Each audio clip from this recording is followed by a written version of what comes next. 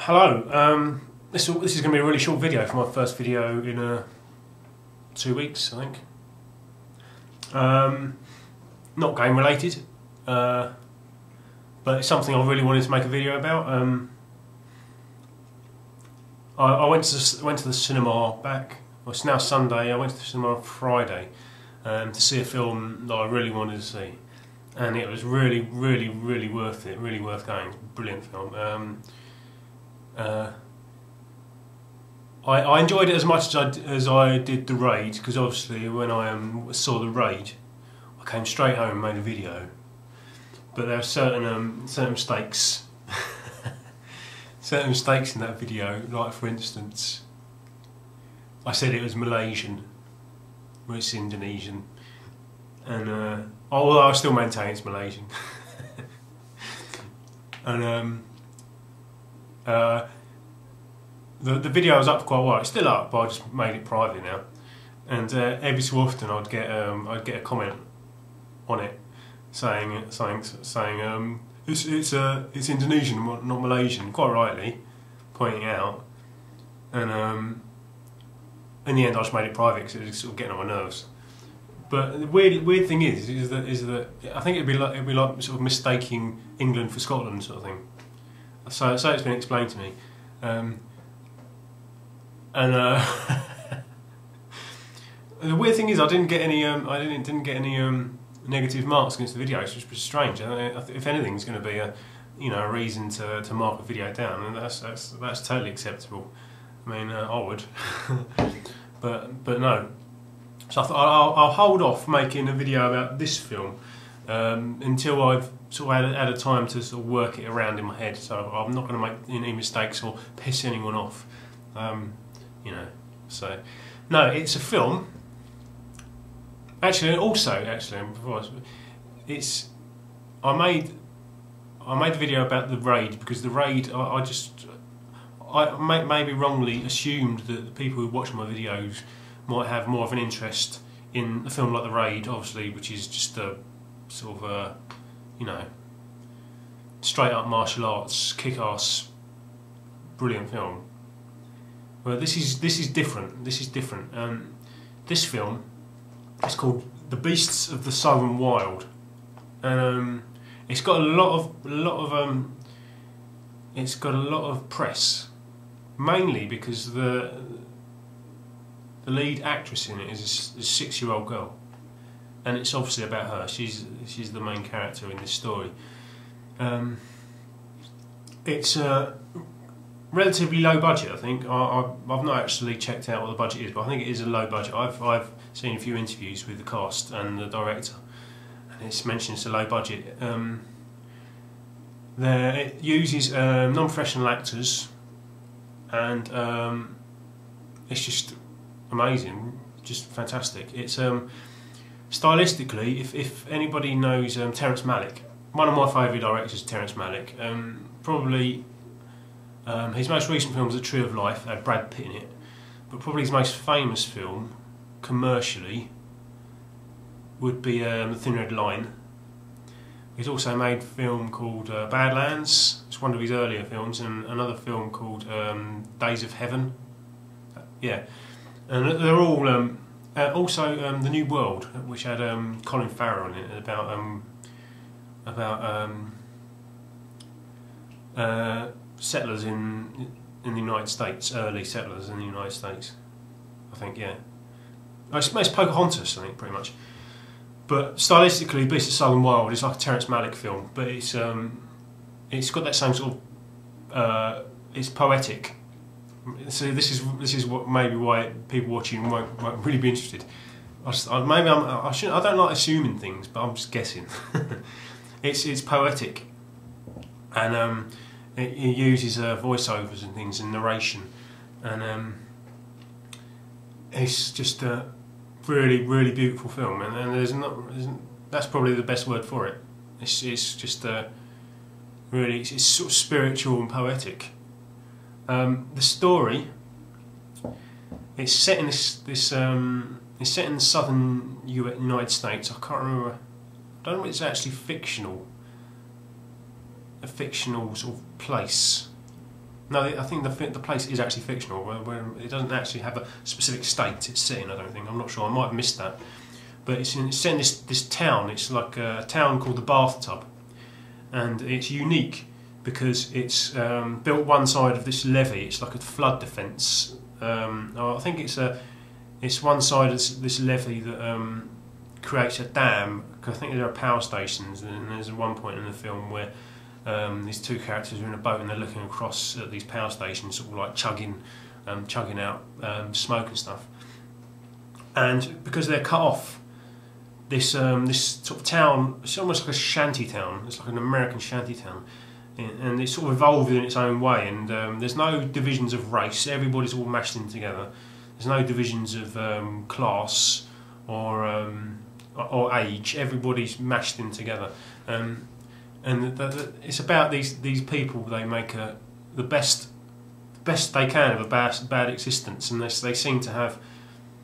They just seem to be having a brilliant time of it. I mean, most of them, I think, a lot of them appear to be alcoholics. If you imagine, in most towns, we'll have a group of old tramps who sit around sort of like slugging sort of out of cans of like special brew or super tenants. And a lot of the characters, they seem like that, but slightly different in that they're just having fun. And then part of the narration is this girl talks about the bathtub where she lives, and she talks about in the bathtub there are more public holidays than anybody else in the world. And there's all these sequences where they show these public holidays and there are a lot of these parades through town and stuff.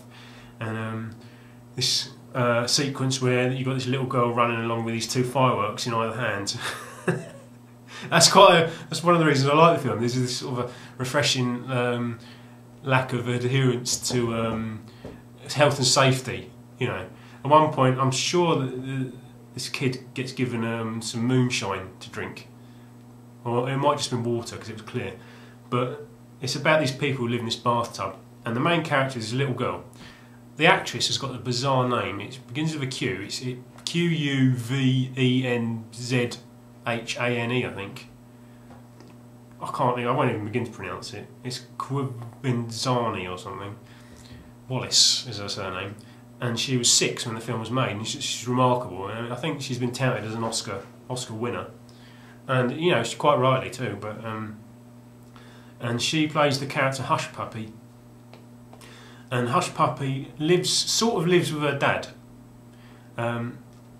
because her mum, her dad tells her that her mum swam away one day, and he's got these stories about how beautiful her mum was, and stories about how you'd never have to cook food when his mum was around because she'd just have to walk into the room and pans would boil, she was that hot. I think that was the idea.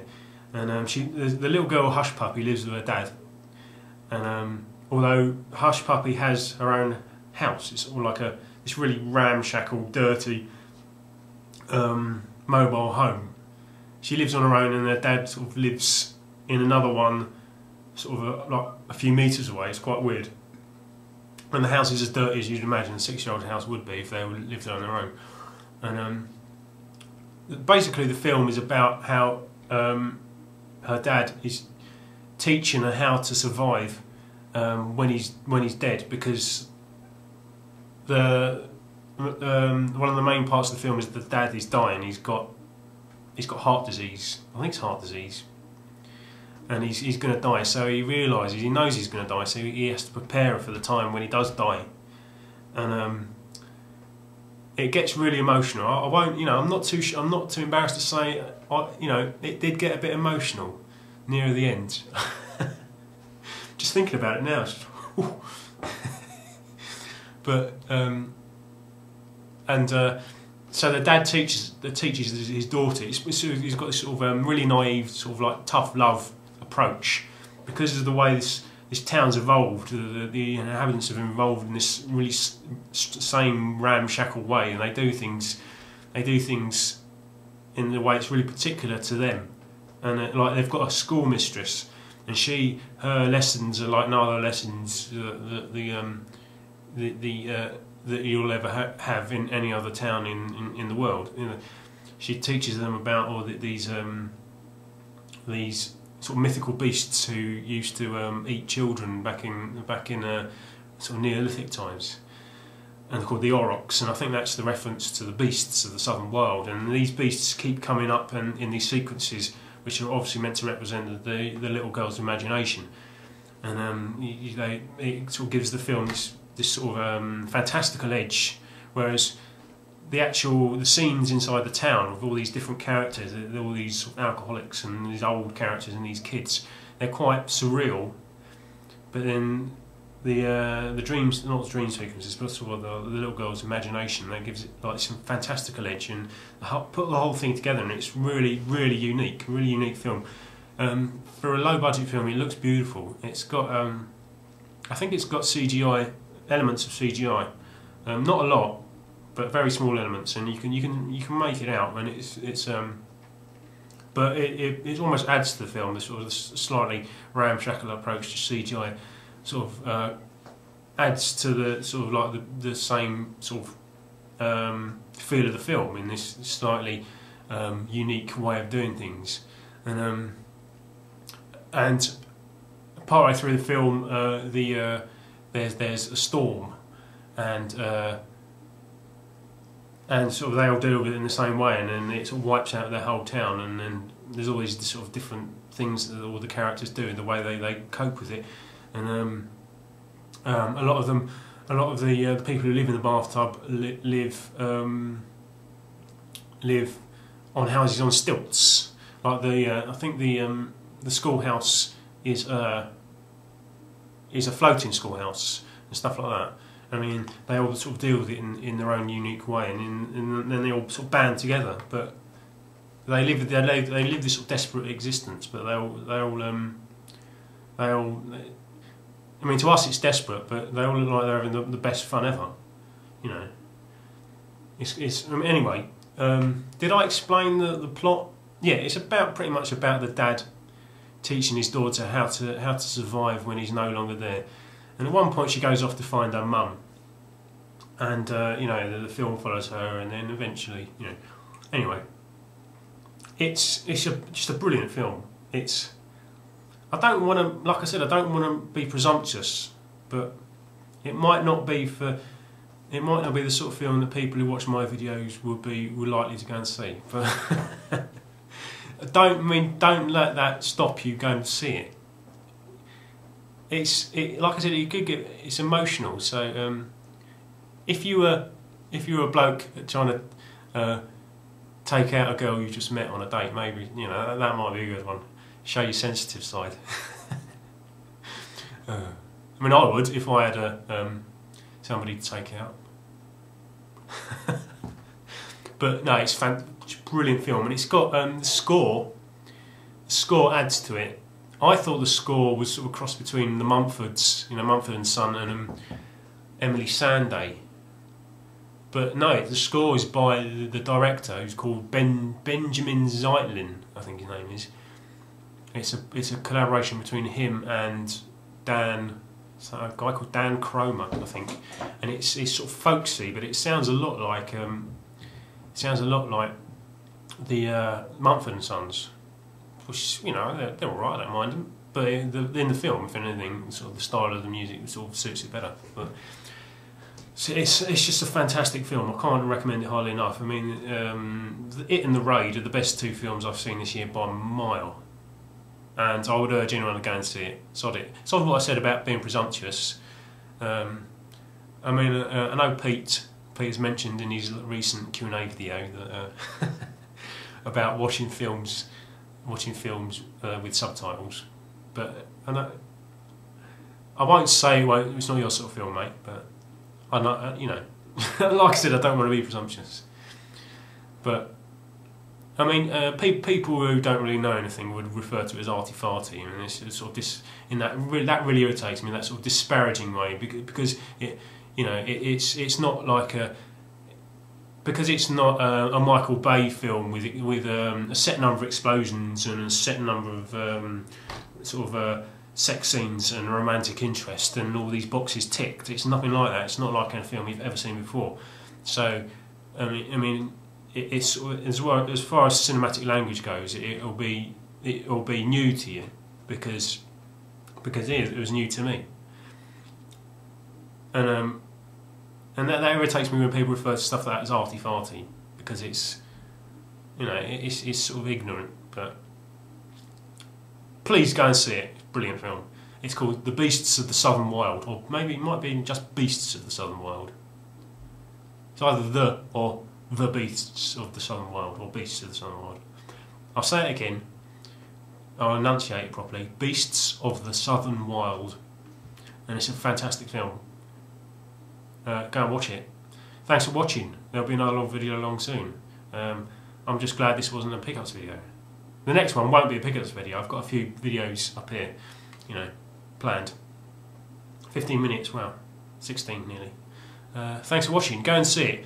Beasts of the Southern Wild. It's brilliant. Actually, it's quite difficult to see because I had to travel. I checked where it was in the cinema, and it wasn't in any of my local cinemas, so you probably will have to travel. I had to take 2 buses to go and see it, and I saw it in this old ramshackle cinema. It's not a multiplex film. That's maybe quite a major point. It's not a multiplex film, so you'd have to go and find a smaller cinema. So, but it's worth it, definitely. Beasts. Last time, Beasts of the Southern Wild. Bring your tissues, because it's a weepy. Thanks for watching. See you later.